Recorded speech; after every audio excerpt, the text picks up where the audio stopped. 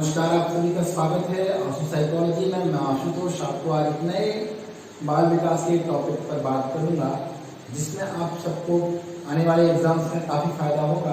तो आइए चलते हैं सीधे अपनी क्लास में। मुस्कुराइए। आज हम बात करेंगे बालक के विकास को प्रभावित करने वाले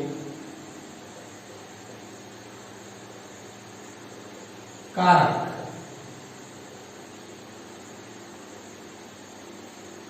पिछली क्लास में हमने बाल विकास और उसका अधिगम का संबंध देखा था। आज हम बात करने वाले हैं कि जो बालक का विकास होता है वो कैसे प्रभावित होता है। तो चाइल्ड डेवलपमेंट का ये पूरी क्लास जो मेरी है वो बाल विकास की क्लास है।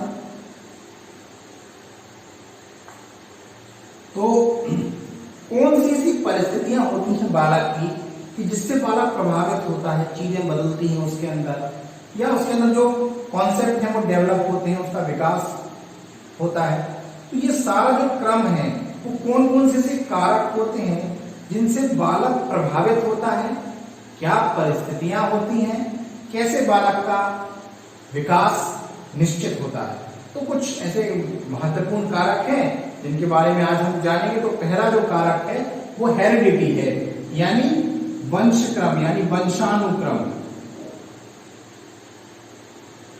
जिसे अंग्रेजी में हेरिडिटी कहा जाता है।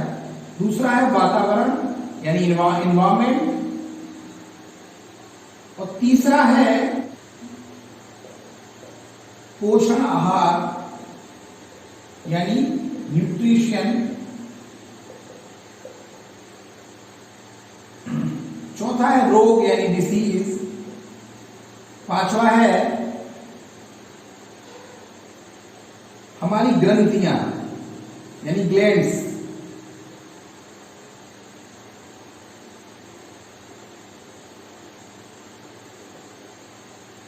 छठवा है लिंग, यानी सेक्स, और सातवां है बुद्धि। अगर हम बात करें अन्य एटमॉस्फेयर्स की तो वो सारे इसके अंतर्गत आ जाएंगे। पहला वंशानुक्रम, दूसरा वातावरण, तीसरा पोषण आहार यानी न्यूट्रिशन, रोग, ग्रंथियां, लिंग और बुद्धि। ये चीजें व्यक्ति को प्रभावित करती हैं, यानी बालक को। अब भैया बालक को ये चीजें कैसे प्रभावित करती है भाई, वंशानुक्रम और ये चीजें कैसे प्रभावित करती है? तो ये हेरिडिटी है। हेरिडिटी का मतलब होता है कि जब माता का रज और पिता का वीर्य मिलकर के एक बालक का निर्माण करता है, और उस निर्माण की प्रक्रिया में जो जीन्स होते हैं वो वाहक होते हैं, और उन जीन्स से बालक का निर्माण होता है। तो जेनेटिक्स जो है, तो जेनेटिक्स डिसाइड करता है व्यक्ति का। तो क्या डिसाइड करता है जेनेटिक्स? अब बहुत सारे प्रश्न ऐसे आते हैं बाल विकास में वंशानुक्रम की भूमिका किसमें है। विकल्प के रूप में अगर बहुत सारी चीजें दी होंगी तो हम कैसे उसको फाइंड आउट करें? तो इससे डिसाइड होता है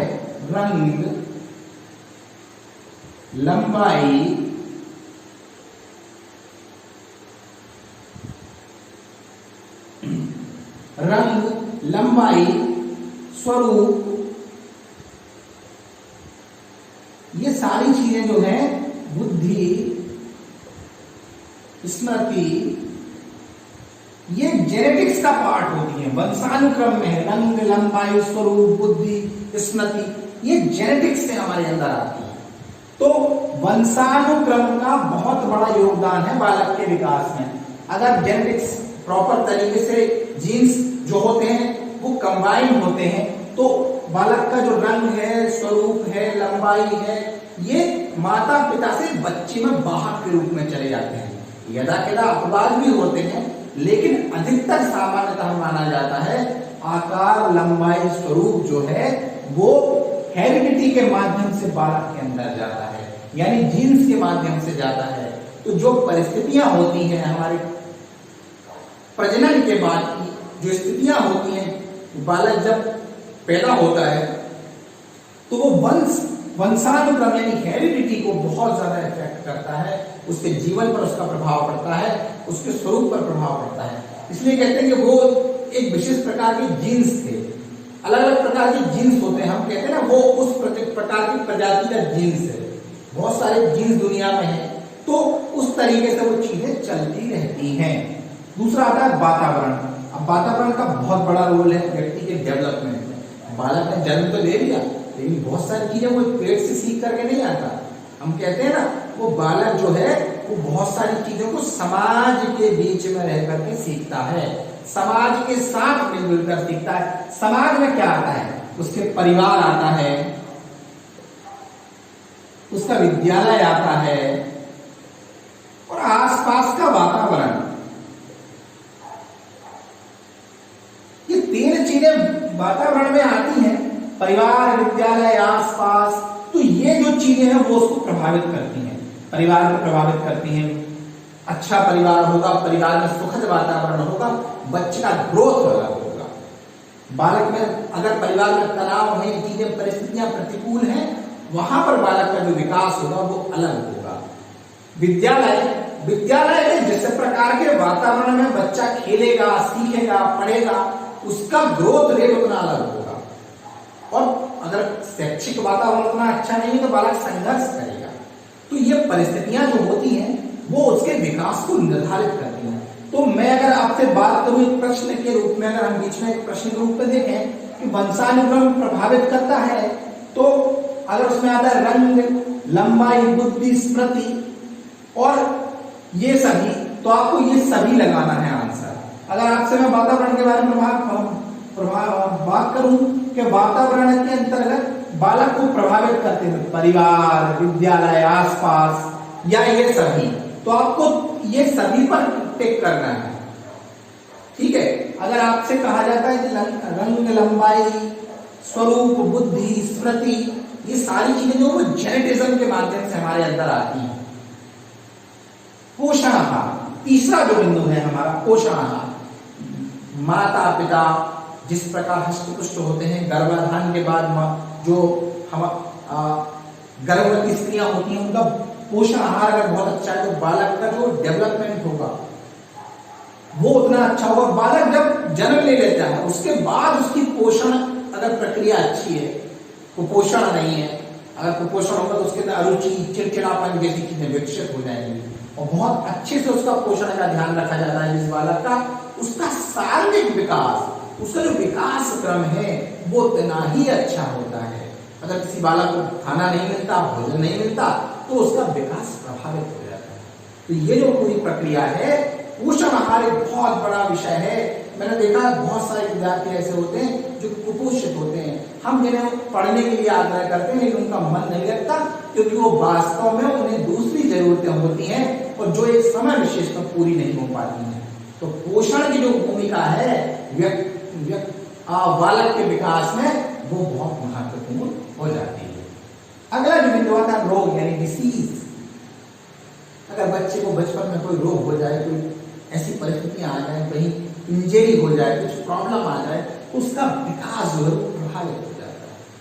हम देखते थे पहले कि पोलियो के कारण कितने बच्चों का जो शारीरिक विकास है वो रुक जाता था, उसका प्रभाव उनके मानसिक विकास पर पड़ता था।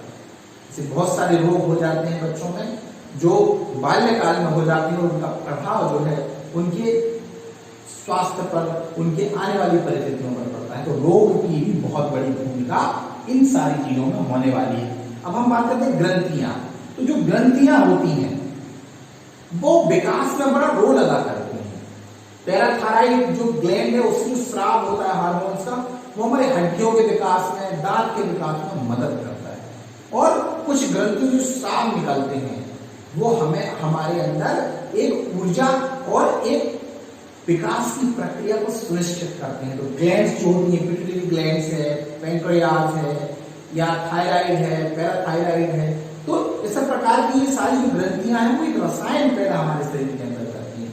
उन रसायनों से बालक का विकास निर्धारित होता है। ये पूरा एंडोक्राइन सिस्टम है जहां पर जो श्रवण होता है यानी सीक्रेशन होता है, उससे जो चीजें निकल के आती हैं ग्लैंड्स के माध्यम से, वो हमारे शरीर की इनर केमिस्ट्री को बताती हैं। तो बालक के अंदर अगर कहीं ना कहीं ये थायराइड की प्रॉब्लम हो जाती है या कुछ ऐसी प्रॉब्लम हो जाती है, तो हमने देखा कई बार हमारी वाक शक्ति भी प्रभावित होती है थायराइड की वजह से। ऐसा बहुत होता है, आप लोग हमेशा जानते होंगे इस चीज को। तो ग्रंथियां भी प्रभावित करती हैं हमारे वातावरण को और बालक के विकास को, हमारे उस वातावरण को, हमारे उस स्वरूप को कहीं ना कहीं ये चीजें प्रभावित तो करती ही हैं। अब आता है लिंग यानी सेक्स। अगर लड़का है लड़की है, इनके बीच में समाज में अलग अलग परिस्थितियां बनी हुई हैं, जो मान्यताएं हैं समाज में चल रही हैं, उसमें जो विकास की प्रक्रिया है वो हम उससे भी प्रभावित हो जाते हैं। पारिवारिक वातावरण में लड़का है लड़की है, उसके रख रखाव, उसकी चीजों में जो एक सामान्य रूढ़ियां चल रही हैं, उसके कारण भी बालक का विकास कहीं कहीं प्रभावित होता है। लड़कियों का जो स्वभाव होता है थोड़ा शर्मीला होता है, बालकों का स्वभाव जो अलग होता है, ये भी उनके डेवलपमेंट में, उनकी मैच्योरिटी में एक भूमिका को अदा करते हैं। तो एक हार्मोनल चेंजेस आते हैं, गर्ल्स के हार्मोनल चेंजेस अलग हैं और फीमेल मेल के हार्मोनल चेंजेस अलग हैं। तो कुछ जेनाइटल पार्ट्स से उनका डेवलपमेंट होता है, उनसे चीजें अलग होती हैं। तो कहीं ना कहीं ये जो ग्लैंड्स होती हैं और ये जो लिंग है, सेक्स है, इससे भी चीजें अलग अलग हो जाती हैं। तो जो यौन में अंतर है, स्त्री है, पुरुष है, बालक है, बालिका है, ये भी हमारी विकास की प्रक्रिया को प्रभावित करते हैं। बालक, लड़कियों की क्लासेस अलग है, लड़कों की क्लासेस अलग है, उनके से निकल करके बालक आगे जाते हैं, उनमें अलग गुण होता है। जो को एजुकेशन में बच्चे होते हैं, जहाँ लड़का लड़की एक साथ होते हैं, उनका डेवलपमेंट अलग हो जाता है। अब आता है बुद्धि।